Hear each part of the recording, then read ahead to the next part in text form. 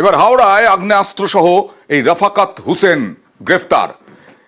রাফাকাত হোসেন ধৃত। হাওড়ায় আগ্নেয়াস্ত্র সহ হাওড়ায় উদ্ধার একটি 7mm পিস্তল, দেশি পিস্তল। ধৃত যুবকের নাম রাফাকাত হোসেন। কথা বলবো প্রতিনিধি দেবাশিসের সঙ্গে। কি উদ্দেশ্যে আগ্নেয়াস্ত্র ছিল এখনো পর্যন্ত জানা যাচ্ছে কিনা? কোথাকার বাসিন্দা এই রাফাকাত হোসেন? রাফাকাত হোসেন মূলত পিলখানারই বাসিন্দা, যাকে গতকালই হাওড়া সিটি পুলিশের গোয়েন্দা বিভাগ তাকে আগ্নেয়াস্ত্র সহ গ্রেপ্তার করে। তার কাছ থেকে একটি দেশি আগ্নেয়াস্ত্র এবং একটি অত্যাধুনিক আগ্নেয়াস্ত্র উদ্ধার হয়েছে। তা দিয়ে কিন্তু যথেষ্ট কপালে ভাঁজ পুলিশের, কারণ এই অত্যাধুনিক 7mm পিস্তল এলো কোথা থেকে বা অন্য কাউকে বিক্রি করার উদ্দেশ্যে সেটি নেওয়া হয়েছিল কিনা তা পুরোপুরি খোঁজ খবর করছে।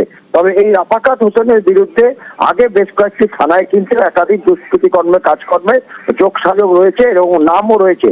মূলত কয়েকদিন আগে আমরা দেখেছিলাম রাজ্যের প্রশাসনিক বৈঠকে বা প্রশাসনিক ভবনে বসে মুখ্যমন্ত্রী মমতা বন্দ্যোপাধ্যায় কিন্তু বলেছিলেন যে বেশ কিছু মানুষজন যারা এখানে এসে দুষ্কৃতিকর্ম কাজকর্ম করছে এবং বিহার ও বিভিন্ন জায়গা থেকে আগ্নেয়াস্ত্র ঢুকছে রাজ্যে, এবং তারপরেই কিন্তু তৎপর হয় পুলিশ এবং বিভিন্ন জায়গা থেকে হাওড়া সিটি পুলিশেরও কিন্তু নজরদারি শুরু হয় এবং গতকালই সফল হয় এই নজরদারিতে হাওড়া সিটি পুলিশের গোয়েন্দা বিভাগ, যাকে জিজ্ঞাসাবাদ শুরু করেছে হাওড়ার গোয়েন্দা বিভাগ।